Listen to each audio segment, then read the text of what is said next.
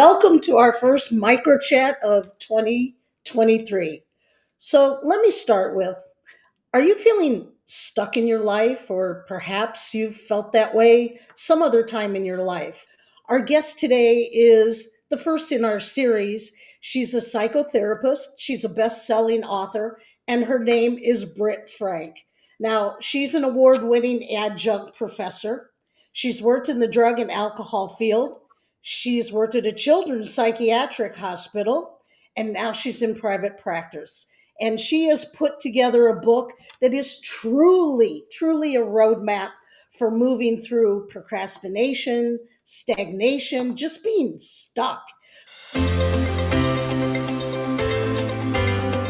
How do you get out of that wrong thinking that you were just talking about? So, whoever framed that question, how do you get out of wrong thinking? I just want to encourage you, and people don't like this usually, but it's actually incredibly freeing. Let's just take right and wrong off the table.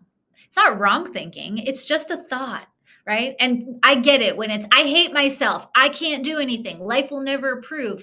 That gets labeled as wrong thinking because it doesn't serve our highest goals. But again, remember, your brain is not wired for high goals. Your brain is wired for survival. I am a terrible person is not good, but it does keep you small and it keeps you from doing things and trying things, which in your brain system means you'll stay safe. And so it's not wrong, it's just not useful. So I would say to get out of wrong thinking, step one is take right and wrong off the table. And then we can get curious about the thought. Wow. I mean, if people could, if I had a microphone up to my brain and people could hear the thoughts that sort of cross my consciousness every day, it would be horrifying. So let's just start with a thought as a thought. Thoughts don't actually have any weights until they turn into actions.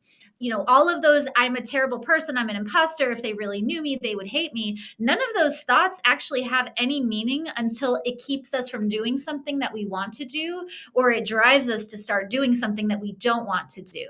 But if you can just start noticing, well, okay, I am not my thoughts, right? The parts of me that think are not the parts of me that hear my thoughts. So, like, okay, wow, that was a thought that just happened. Interesting. What would I like to do with that? And then it's the same process. Now that I've had this thought, what are my choices? Validate that it's there for a reason. You don't need to know why. And then pick a micro yes and do it. It sounds, frankly, I was horrified when I learned that it's not, our pain is not easy, our lives are not easy, but what we're talking about to get from stuck to go is not hard. Like, it's not rocket science, it's neuroscience. And those micro yeses, people are so quick to throw them out because they seem too easy.